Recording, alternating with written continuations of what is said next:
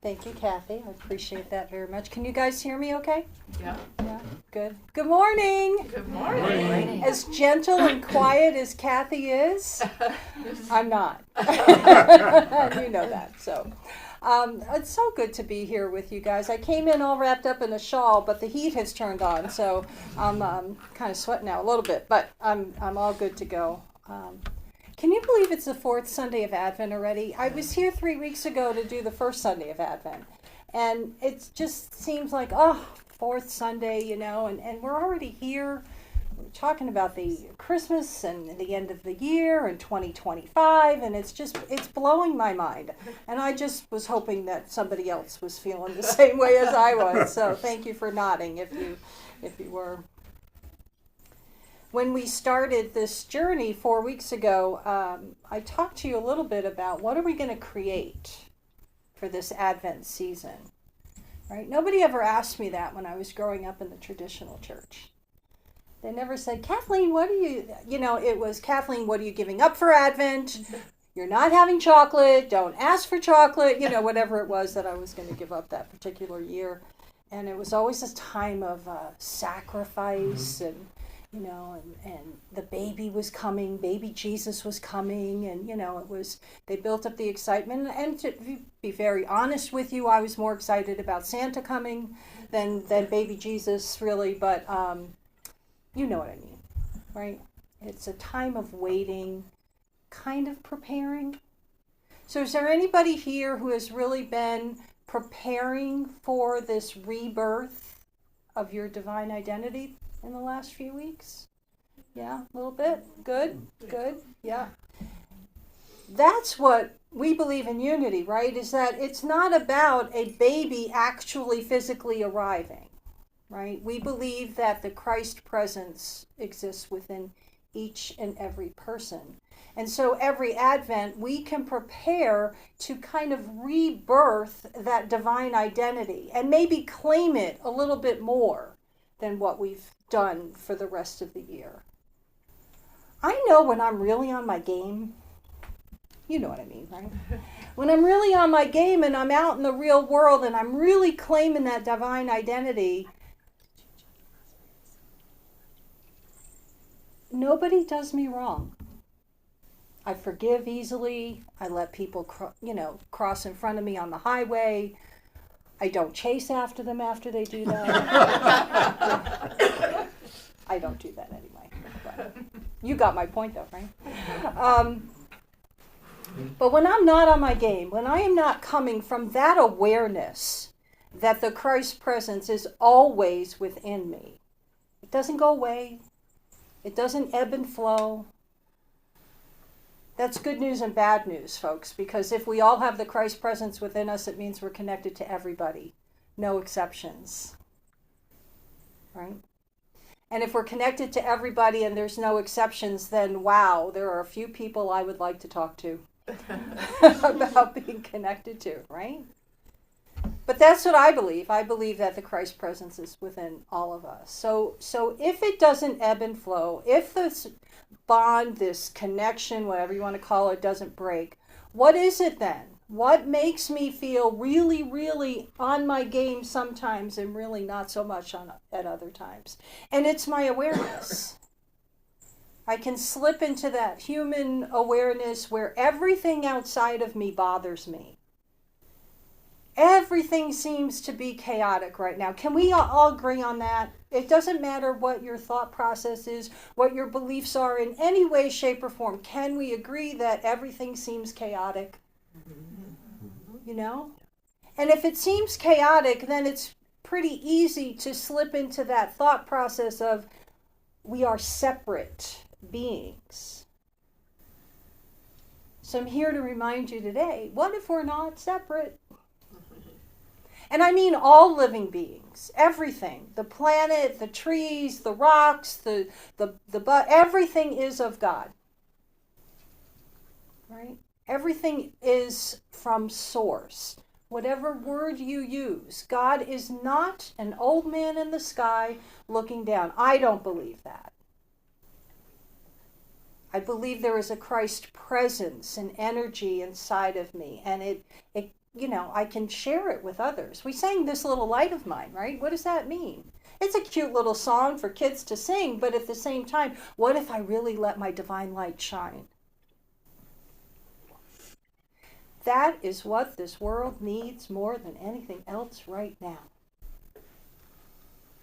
It doesn't need the divisiveness. It doesn't need the arguments. It needs listening, being willing to hear someone else who has differing opinions from me. Huge. And so difficult to do. So difficult to do. But that's what we need to do. And the good news is that we do have the power. We have those powers within us, right? So here's a couple of things that I would like you to think about for joy, right? Like, what brings you joy? Yesterday I drove 3.5 hours to New York to go visit my grandchildren because I love them dearly and I will drive as far as I have to go see them, right? And they bring me more joy than I can ever even put into words. My granddaughter is 16 months old, my grandson is 3, and they're just the lights of my life. But you know when it really kicks in for me, and what really caught my attention this week as I was preparing this talk, was when I am feeling so down from the news and social media negativity, because there's positivity on social media, but there's also negativity. And when I am feeling down and I take my cell phone out and I just turn it on and I see those two little bright faces shining up at me, looking at me, overwhelming joy. That's what I mean by joy just keeps showing up. Even if I don't want it to. I want to be in a bad mood for whatever reason. Come on, you've all decided once in a while, I'm just going to stay in this bad place, right? It's so hard to do when you have an approach, a spiritual approach to life. It's hard to stay mad forever. I used to be really good at it. Not anymore.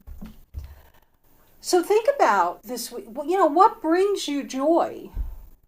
And do more of that. Do you ever get surprised by an overwhelming feeling of joy? Like I just described, right? I'm really in the middle of this, reading this awful article now. First of all I have to do is if I start to feel this way, I'm reading a negative article, there's this new thing called close, right? I just have to click it and close it. But no, I keep reading, right? But then something will happen and I'm overwhelmed by how joyful I can switch to joy. And I think it's because when we're tuned into this way of living, the unity way of living, we talk about 12 powers, we have all of this faith and love and wisdom and all of this other stuff. We know the Christ presence is within us. We can tap into that divinity at any time. I think that's what's so cool about it. Because no matter what's going on, I can get out of it. I can get hopeful again. I can then tap into my faith more, right? So yeah, sometimes we can be overwhelmed by joy, right? When you got up here to share this community, it brings so much. And that divine energy, it's in this building right now. You can just feel it. You can just feel it. And then the question I want you to take home with you is, how do you demonstrate your joy? Every time I come here, every talk I give, anywhere, whichever church I'm at, any talk that I give, I'm always about what are we doing to demonstrate this? What are we doing to put this into action? Which is something I really never got when I went to a traditional church. Not their fault, it's not their approach. But I never had any understanding of it being a practical way of living. And yet it's the only way to live, right? I used to think that, I had my work life, I had my family life, and then I had my church life, right?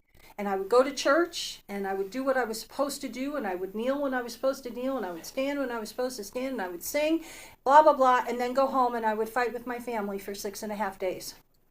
right? And then we would argue and we would, get pout and all this other stuff. And then we go back to church and we do all the things all over again, right? Doing what was expected of us. This is a totally different way of living. This is taking ownership of my life. This is taking responsibility. It's what can I bring to the table to help in any way possible.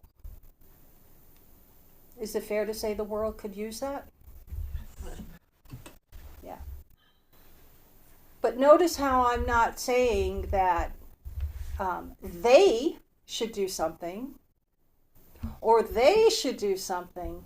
I'm saying we need to claim it, and we are going to do something. I am going to do something, and you're going to do something, and we're all going to do something to contribute.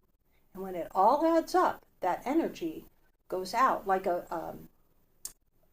my mentor Jim Rosemerky used to say this a lot. Pebble in a pond. You drop a pebble in a pond, and the ripples of the water just go out, and it spreads. Can't help it. It's the way it works.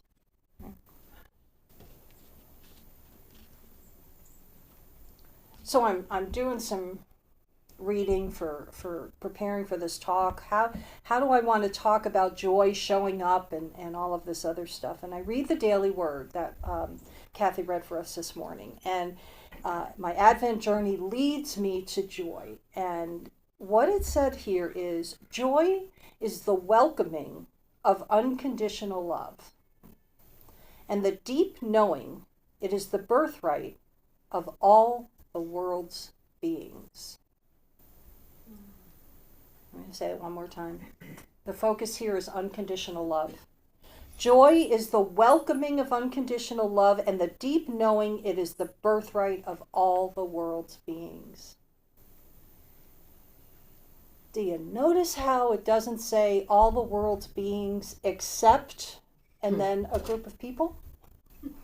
Any group. There's no exceptions.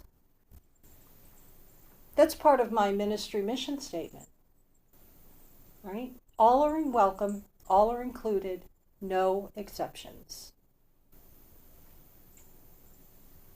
Unconditional love is a deep, deep acceptance, right? No conditions. Easy? No, it's not. And that's okay. We have a lifetime to practice. Yay! We don't graduate! Woo!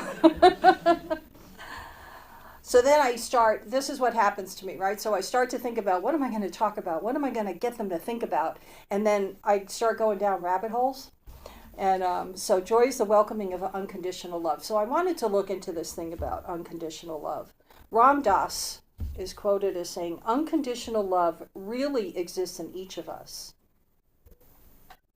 It is part of our deep inner being. So then I guess the challenge would be, and when I share things with you, it's usually because I'm going through stuff, right? If I am not feeling unconditional love for a particular person in my life, I need to take a look at that. What is it about that person that I am putting conditions on them all of a sudden? Because chances are, whatever it is that they're doing, I recognize because I can do it too. And that hurts. That's tough, right? It's like looking in a mirror, right? And if I get annoyed by somebody, chances are I can't recognize what it is that they're doing to annoy me unless I have that same quality within me. Now this goes both ways. So if you see something in someone, like you hear this wonderful Unity minister speaking to you on a Sunday morning, it probably means that you can't recognize that unless you have the same talent within you. You may not do it the same way that this particular Unity minister is doing it, but you have the capability, because you wouldn't be able to recognize it otherwise, right? So don't just take the negative part that I'm talking about. Make sure that you understand it's universal. It goes all ways. But what is holding me back from giving someone unconditional love? What does that look like for me? Unconditional love Me demonstrating that to someone may look different than it looks if you demonstrate unconditional love to someone. We're not looking to compare. We're just looking to think. And then we're looking to see where those thoughts take us, and then we're looking to express it, right? And then after we express it, we're looking to spread the joy that comes with the learning and the growing of it all. Elizabeth Kubler-Ross, she's done a lot of work on grief, and she is quoted as saying this: the ultimate lesson all of us have to learn is unconditional love. Oh wait, there's more. Which includes not only others, but ourselves as well. How many of you are really good at giving unconditional love as long as it's to other people? It's so hard to do it for ourselves. I have a dear friend of mine, we were talking last week, and she was going through a challenge. And someone, a friend of hers, really betrayed her trust, and she was really hurt, and she was really upset. And she hates it when I do this, but I did it anyway. I said to her, what would you tell your best friend if your best friend went through this experience? And she gave me a long litany of things that she would tell her and how supportive she would be and all that other stuff. I said, now go in the bathroom, look at yourself in the mirror, and tell yourself the same thing. I hate it when you do that. But it's the truth. I'm not the type of person that is going to get up here on a Sunday morning and say something to you and then not be willing to do it myself, right?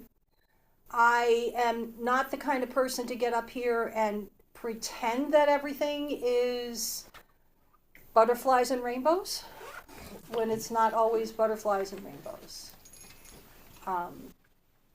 I do believe that we are all spiritual beings having a human experience, and believe it or not, I have human experiences, right? So I sometimes share those with you to try and get everybody on the same page, to show that it happens. And then what do we do to get ourselves out of it or correct it or whatever the case may be? So that unconditional love needs to be shown to, yes, to others, very important, but to ourselves as well. And if we keep it from ourselves, then maybe we need to take a look at that. Maybe we need to be willing to say, gee, why? Is it because I don't feel worthy? And if that is the case for anyone sitting here today, please understand that I am saying to you, you are worthy. I don't care whether I know you or not. I know that you are worthy. It's just a matter of believing that, right? Wayne Dyer said things about unconditional love. No greater power in heaven or on earth than pure unconditional love. The nature of the God force, the unseen intelligence in all things, is best described as pure unconditional love. So we're walking around, we got this divine energy in us. What are we going to do with it? And if we do something that brings us joy, then we're going to get overwhelmed with that feeling of joy, right? And 'tis the season. And here's the good news. You don't have to stop on December 25th. Right? You can continue to use this as a daily practice, a weekly practice, a monthly, whatever works for you, right? These are ideas that can continue to be used over and over again. It starts with understanding that the divinity is within us. It starts with the understanding that we can use that divine energy to spread it and help others become aware of it.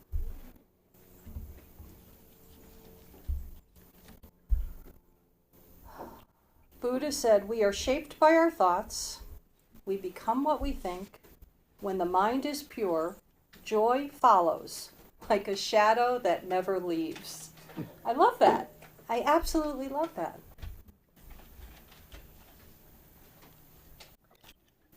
The Daily Word said, I need not wait for these serendipitous happenings to awaken my joy. I want to talk about that for just a moment.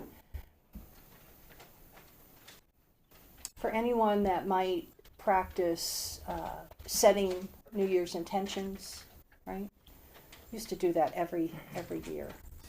And now is worded, I say it, they're 2025 goals, they're not intentions, the losing of the weight, the going to the gym, whatever it is, right? And then week 2, I've already stopped going to the gym and all of that. But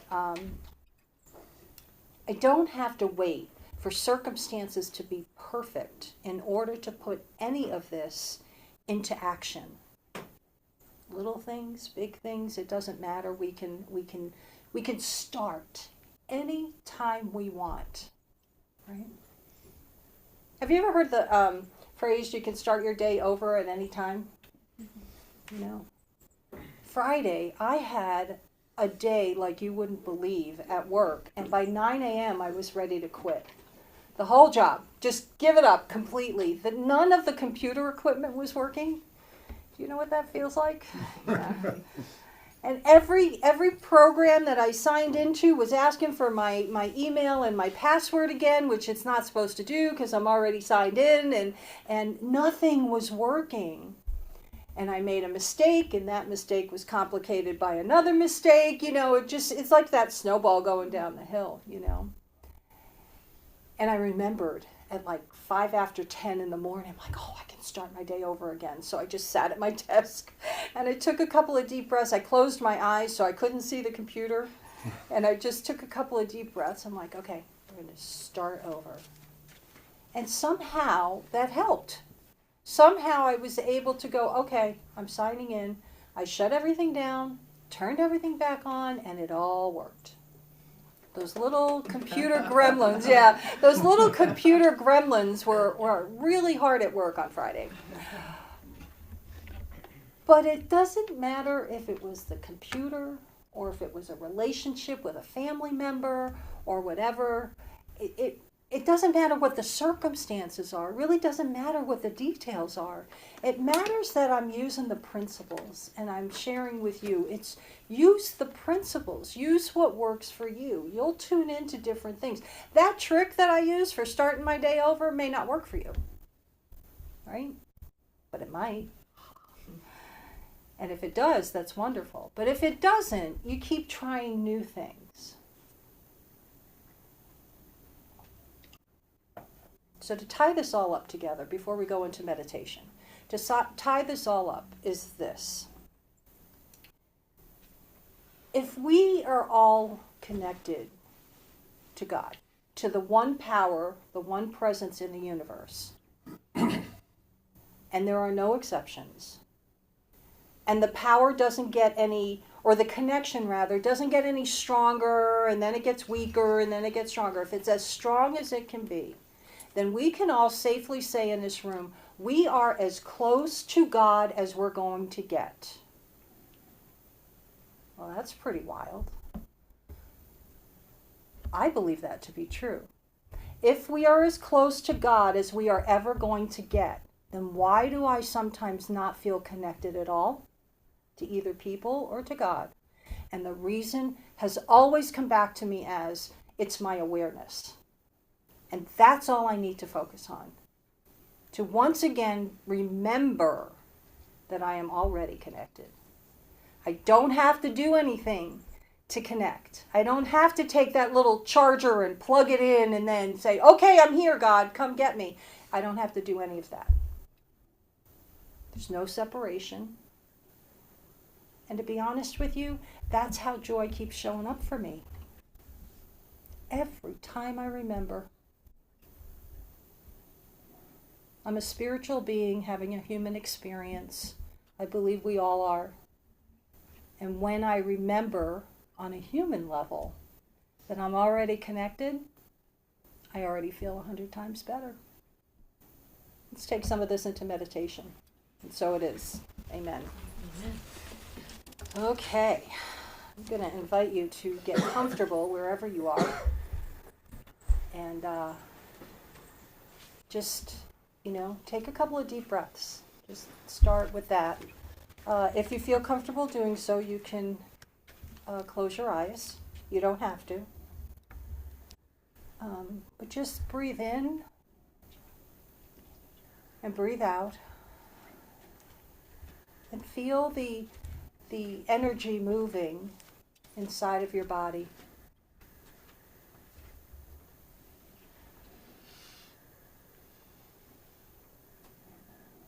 Remember that everything inside of you, everything all around you, is divine energy in motion.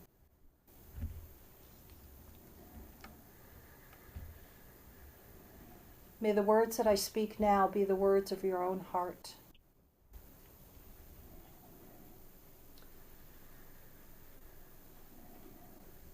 Today I choose to spread joy.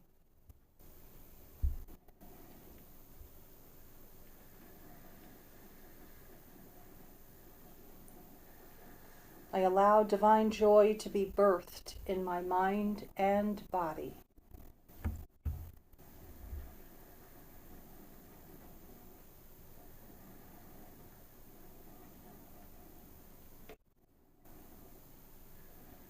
I choose to be an ambassador of unconditional love.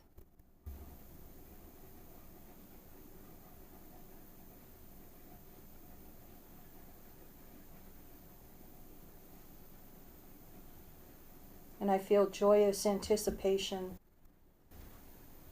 as I celebrate the birth of the Christ within.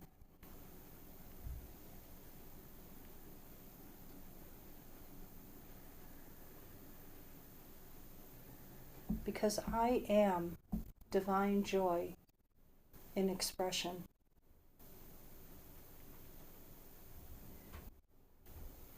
And take these thoughts now into the silence.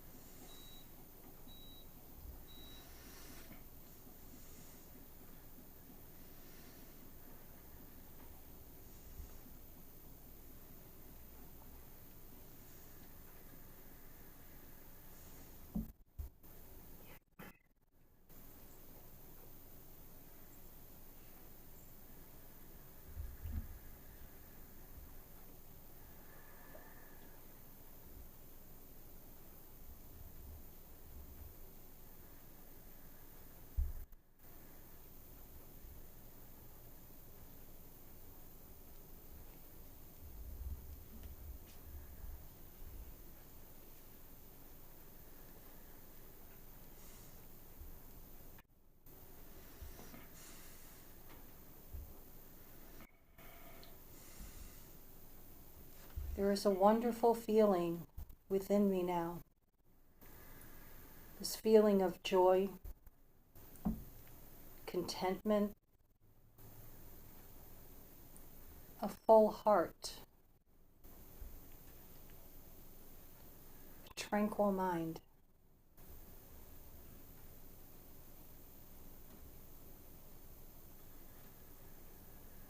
These are all such wonderful gifts to receive.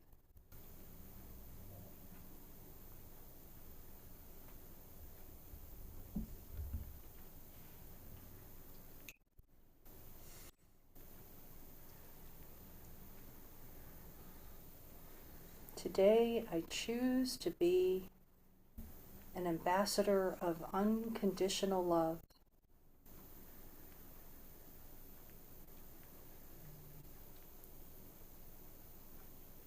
Demonstrating joy wherever I go,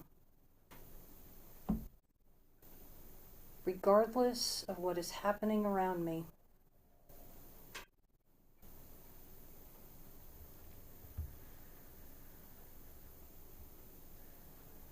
I am divine joy in expression for all to see.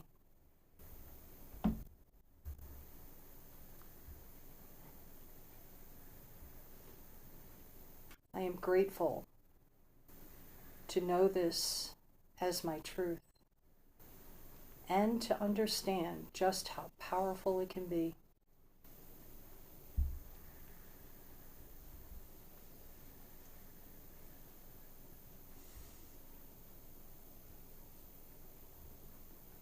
I give thanks to Divine Mind for all that is.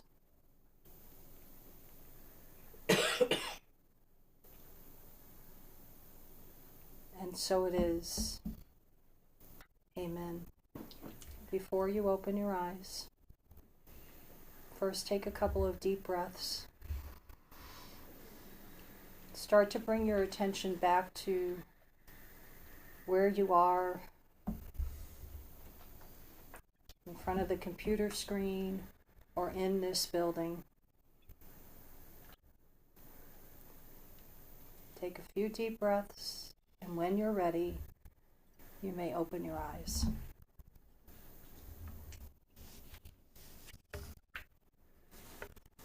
Welcome back, friends.